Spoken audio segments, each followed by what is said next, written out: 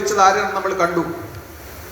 സനാതനധർമ്മത്തെ എത്രത്തോളം ഇകഴ്ത്താൻ പറ്റുമോ അത്രത്തോളം ഇകഴ്ത്തുകയും, സനാതനധർമ്മം ഈ ഒരു വൈറസാണ്, ലോകത്തിൽ അവശേഷിക്കുന്ന വൈറസാണ്, അതിനെ ഭൂമിയുടെ ഉപരിതലത്തിൽ നിന്നും ഇല്ലാതാക്കണം എന്ന് വരെ പറഞ്ഞ DMKയുടെ ബഹുമാന്യായ മുഖ്യമന്ത്രി ശ്രീ സ്റ്റാലിനെയാണ് മുഖ്യാതിഥി വിളിച്ചത്.